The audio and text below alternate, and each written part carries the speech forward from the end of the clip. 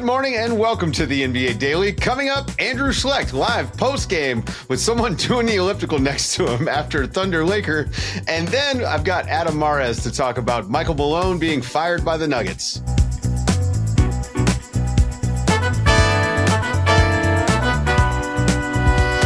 Good morning, everybody. Good morning, guys. Andrew, thanks for hanging out post-game. The Thunder get a little bit of revenge on the Lakers for the blowout, but I got to start with this, Andrew. How did you get Luka Doncic ejected from this game? It was funny because I went and talked to JJ post game and listened to what he had to say. He said Luka was talking to a fan, and then you hear from the Thunder side, and you read the pool report. JT Orr, the official, believed that it was being directed at him. And even Mark Daigneault had talked to JT after he was ejected, asking what was going on. And JT said that he had directed something toward him. And so there was confusion, I think, as to actually what happened here. It was a fan that I know this fan that was ejected. He sits courtside. He heckles players every single game. Little home court advantage for the Thunder. So right. I believe he said post game he was playing the game within the game. And you know what? It kind of worked for him tonight. Jeremy got the victory over Luka tonight.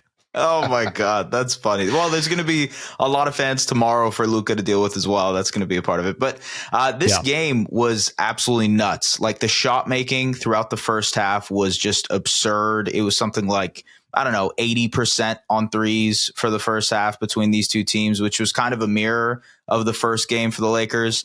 What is it about this matchup that makes it such an offensively crazy game? And what do we see tonight from that? I mean, I think a lot of it is that the Lakers have three ball handlers, which most teams don't. The Thunder don't deal with teams like that very often. And when the Thunder start a game, when you have Dort, and you have J-Dub and you have Shai, you're usually set.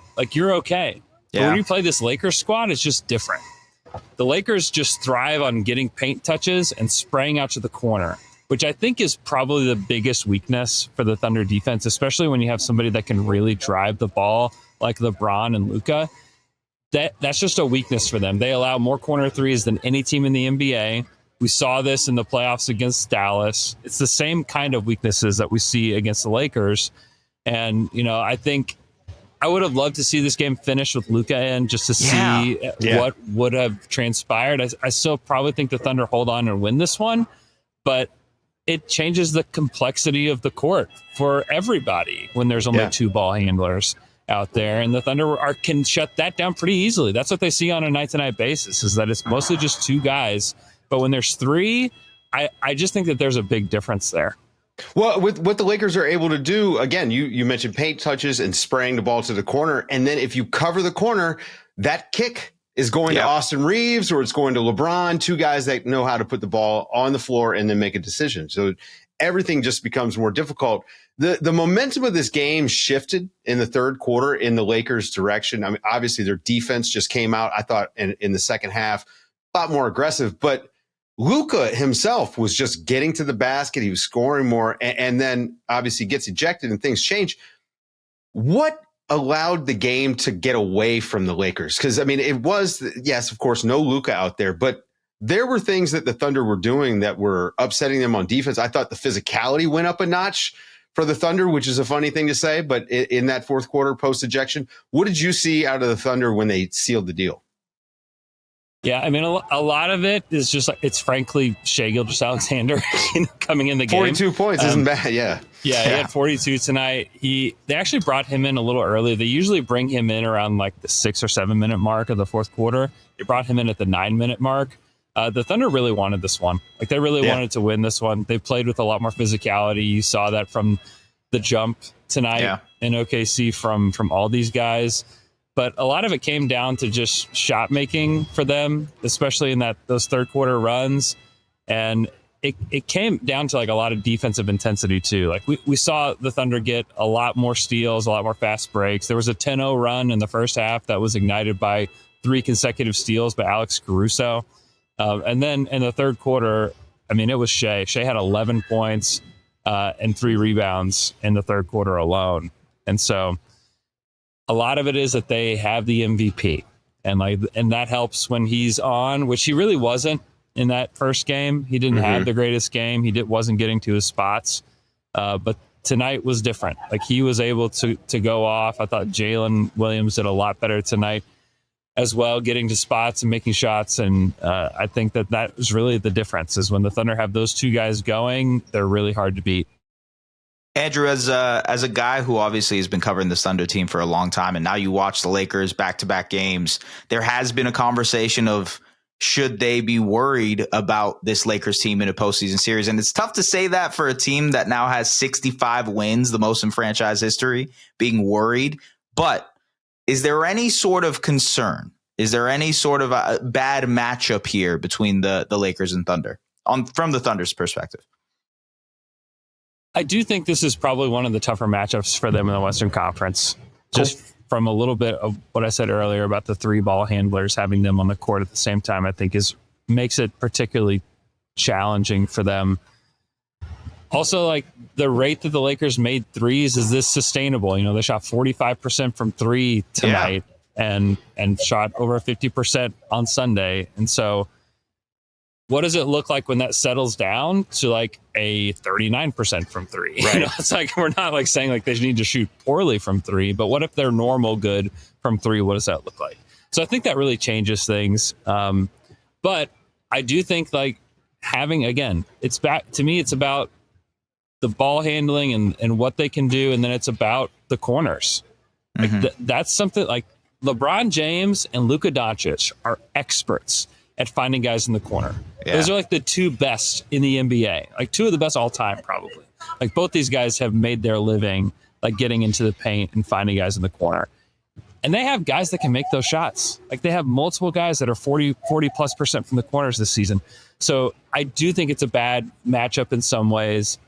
Thunder need to dominate with more physicality, though. Like, they're the bigger team, which is not something that we've been able to say for a while. They are the bigger team. And so you just need to see them dominate in a different way once the playoffs hit. And I think we will. You know, the Thunder aren't playing for anything right now. Like, they're just not. The Lakers have to win 2 more games. Yeah. They have to. And the Lakers wanted to. I thought the Lakers weren't going to play anybody tonight. But That's right. I was impressed with that. They have to win. Yeah, they have to win too. So I struggle to I'm grasping at like takeaways from this. And I think there are some, but I don't think that from either of these games there's a whole lot to take when it comes to the playoffs. I think the playoffs, it would look very different. All right. Well, we're going to let you get out of here before they pack you up with the arena. Thank you, Andrew Schlecht, for hanging out.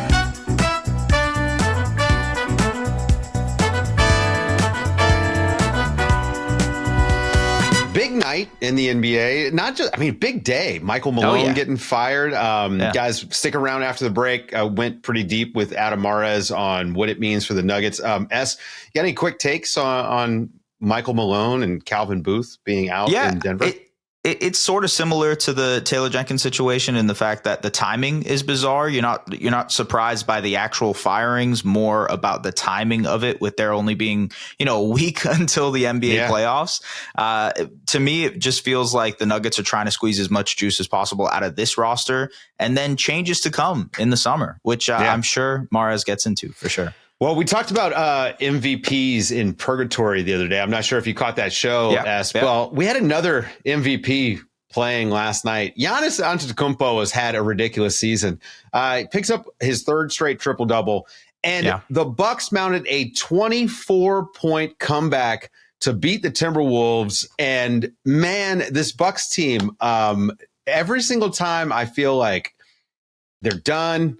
Let's write them off. Giannis does something ridiculous. And this is why John Wilmus the other day said he feels like as long as Giannis is healthy, the Bucks can win a playoff series.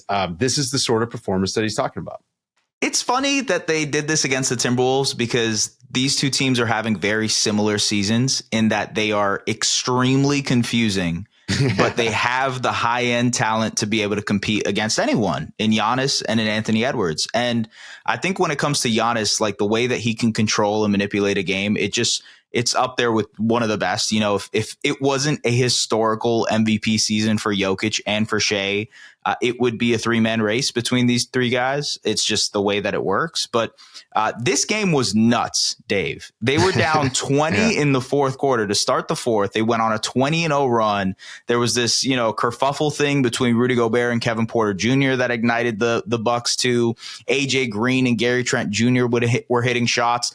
The Wolves got hit with a zone, and they just had no idea how to do anything. There were a bunch of turnovers. Anthony Edwards was turning the ball over, Mike Conley, et cetera, et cetera. And the Bucks just pull out a massive win. This is a huge loss for the Timberwolves that needed this win to kind of stay out of the play-in. But it seems like unless they win out, they're probably going to be in 7 or 8. Yeah, they drop out of that pack that was all tied up there with the same record. And again, this is the sort of stuff that has been happening for the Wolves all season.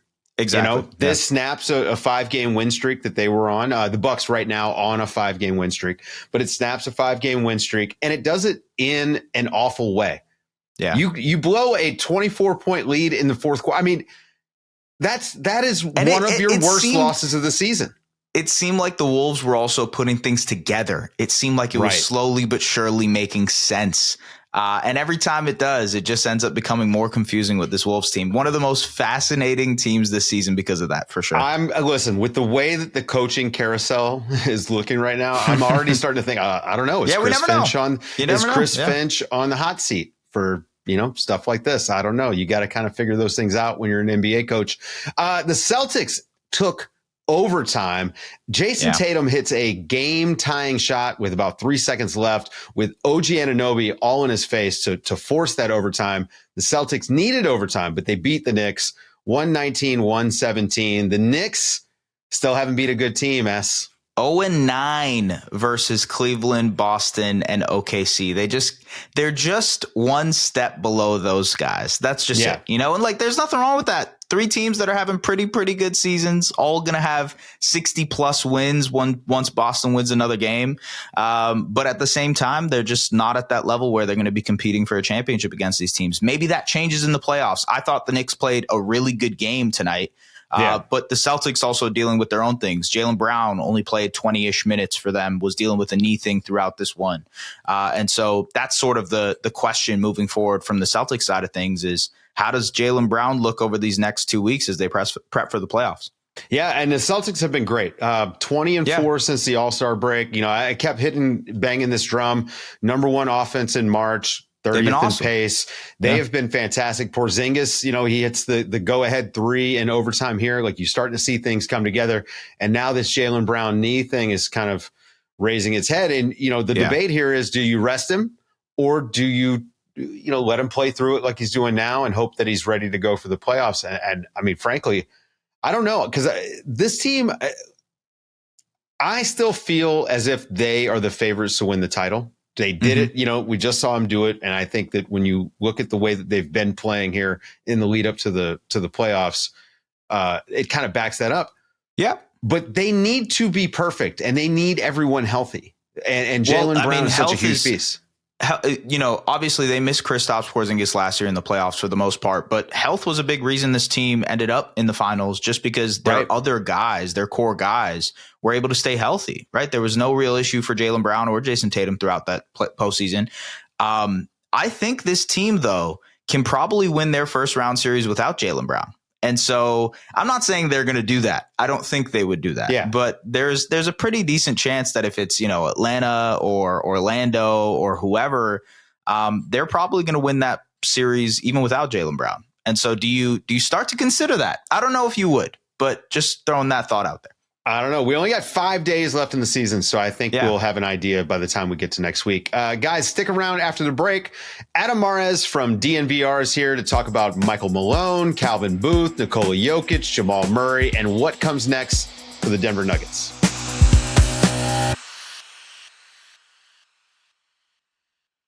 The NBA world was in shock with the news that the Nuggets are moving on from coach Michael Malone. Here to talk about it, my man over at DNVR and the All-NBA, All-City All-NBA podcast, Adam Mares. How are you, buddy? I'm doing good, man. It was a long day and a long and unexpected day. Yeah, a bit of a wild, unexpected day. I think that's a good way to put it for everybody. Not only are the Nuggets moving on from Michael Malone, but they have made it known that they're not going to extend Calvin Booth. So this is a complete sea change organizationally. What is your initial impression? Did you see this coming? I did see it coming, just not now. I think this was something that I fully expected in the offseason should the Nuggets not make a deep playoff run, which the indications over the last month or so with that they were not going to make a deep playoff run. They'd been struggling. So I expected this to come at the end of the season, was the team would shift directions. You said Calvin Booth was not going to be extended. He was let go. So this is not a thing of like, right. I mean, he's out the building. Excuse me. Yeah. Yeah. So, but just only point that out because it is almost semantics in one way of this was we're pulling the Band-Aid off now. And I think you could argue, are they trying to regalvanize the team to not waste this season and maybe give them a spark? It doesn't make sense that you wouldn't just play this out and then make this move a month from now. So I can only anticipate that means the team thought that this would maybe be a shot in the arm to not waste one of the greatest individual seasons we've ever seen from a player and give themselves even the tiniest chance to rally. What do you think this means for like the Jamal Murray injury? Because that's what I went to initially. I was thinking, okay, like you, I felt like Michael Malone's time was probably running up. I mean, Moody was on this podcast feed last year kind of saying the exact same thing. And it's just the thing that happens with NBA coaches. But I assumed he was going to get a chance to see this through. And so, I'm looking at this Jamal Murray injury, which we've been hearing reports the last few days and in post-game press conferences, it makes it feel like it's worse than maybe just nursing him through the rest of the season to get to the playoffs. I mean, do you think that this means that he's not going to be available somehow for the playoffs or if it just diminished? I've heard almost the opposite, that I think there's a chance we might see him in the next 3 games. I don't think we'll see him tomorrow. I don't know if he's officially ruled out. I think he got elevated to doubtful, but I don't think this is a thing that the Nuggets are saying Jamal Murray will not be healthy the rest of the year. I don't think it's that. Okay. I also don't know that played into it. Obviously, if he was healthy, they probably have an extra win or 2. Right. And maybe that's enough to just hold the door, so to speak, till after the playoffs. But I don't think it had anything to do with that. I think this was moving in slow motion over the course of the last year and a half. They win a championship in 2023, and that became the bar. This is a championship open, window is open team, and you have to maximize every second. And I think you saw, I mean, look, this is not, I think Michael Malone's a great coach and did a great job here. He's the winningest coach in Nuggets history. But 10 years, there's a reason you don't see coaches around for 10 years. That's right. Hard to do. And I do think that there was a bit of, maybe his voice was expiring a little bit. Again, nothing urgent, no singular event, but I think it was something that the organization felt, the fan base probably felt to some extent. And then there was a huge conflict between him and Calvin Booth, and it was well publicized. People have talked about this. And I think that strain behind closed doors seeped out emotionally into the fabric of the organization in a way that it just came to a head, and both of them went home. So one of those things where the alignment never arrived and both guys now find themselves on the couch. I mean, it was a team building disagreement where you have a coach who didn't want to play the young guys, and you had Calvin Booth who thought you could have a bench that was, mostly young players. And it seems like the KCP move, allowing him to walk was maybe the straw that broke the camel's back from a relationship perspective. But I mean, did you feel like the wins sort of papered over a lot of this? I mean, and you even went back to the championship. I mean, did that championship maybe paper over a relationship issue? There's no question. And I think that you look at this and say, Jokić covers a lot of sins. He's a great player and he can make up for a lot of shortcomings. And so it is hard to say last year they were among the favorites to win the title. Jamal Murray gets hurt late. It falls apart on them and they come up short. But you can't look at that season and say it was a failure from top to bottom. You look at it and say, okay, a thing breaks the other direction and maybe they go on to the finals. So I think it was easy to assess that in the last year. But this year, you look at it and say, what's going to show up? The potential of last year, the good parts of it, or the concerns? And I think this year was just triple the level of concerns, the exact same ones, only more so, and none of the excitement of the previous 2 years. So it just became obvious that the leadership of both of those guys mixed together in a thing that became toxic and I think ran its course in Denver. And some of the stuff that's been coming out through press conferences the last month and a half. I mean, you have Michael Malone being a little bit more aggressive, I would say, and calling out the players, saying they were full of it basically and didn't watch film, and, you know, calling out the defense here recently. Russell Westbrook had a bit of an in-game meltdown and cost them a huge game the other night. And he hasn't really spoken to the media. And I wonder, like, when I see stuff like that, you know, Adam, I've been in those rooms and I understand, like, okay, there are a lot of fractures happening. To fire the coach with, 6 games left in the season, this is unprecedented for a team that's going to be in the playoffs and has the best player in the world. So, you know, you make the case for me that they are going to get fired up from this, and this is going to spur them on into a title instead of what's happened to the Grizzlies, which, since they've let go of their coach, has just gone into a complete free fall. We're questioning whether they're going to move on from Ja Morant. I can't make that case for you because this doesn't happen. This is the latest firing in NBA history, tied for the latest firing. Going back to Hubie Brown 50 years ago, that was the last time a coach was fired with 3 games remaining in the season. So this is not something that I think is a genius move. I think it's a last ditch move. This is well, we might as well do it now because we're definitely going to do it. The only other case, because I can't make the case that the Nuggets are going to do this. They have Jokić. That's the case. The ceiling is high when you have Jokić. That's what we've been saying, right? And you can shorten your rotation in the playoffs. So depth is obviously a problem for Denver. Can you shorten that enough to that there's just 6.5 guys and you win with that? I mean, probably not, but that's the case. But the other thing I kept thinking was Jokić is also great enough to carry you to a conference finals when you don't deserve it. And I do wonder if part of the calculus here was we know what we need to do. Let's not give ourselves a chance to luck up and make it to the conference finals. And all of a sudden now we can't fire the coach. It's working, everybody. We're so close. So part of me wonders if I can't make sense of why now, other than they think the team will be galvanized and you can save the season, or you worry that any measure of success would make it harder to make the move you wanted to make in the offseason. So what's next for them? You know, let's say this playoff run is disappointing. Maybe it's a first round exit. Maybe they make the second round. What do you see happening for them this summer? Because it feels like they've got multiple decisions to make, whether it's that looming Michael Porter Jr. trade that we've maybe been talking about since he signed his contract, maybe a potential Jamal Murray move. Obviously, they got to find a new head coach, new GM. Where do you think this franchise is going? It's really hard to say. And I think that you look at that and say the interim GM, although it has not been named as such, but the next man up on the totem pole is Tommy Balcetis, who's been around for 10 years. He came in, with Tim Conley. Actually, it's been 12 years. So he's been around the building for a very long time. Do they elevate him? That's been their MO. In fact, I think there's a quote of Josh Kroenke years back talking about building in a system that's like shark's teeth, revolving shark's teeth. The next guy can fill the shoes of the one that came before him. You have Jokić in his prime. He is 3-time MVP. He had the best season of his career this year, at least offensively. I think that there's a sense of urgency of there's no ramp up to this job. Whoever comes in has to hit the ground running. If they do look outside and they try to find someone to come in, I have to imagine whoever they bring in looks around and says, Jokić is one of the greatest players to ever play. And he has gone 10 years without playing with another all-star, all-NBA player or all-defensive team. More than any other player in NBA history, he has played more games without a teammate that qualified for one of those awards.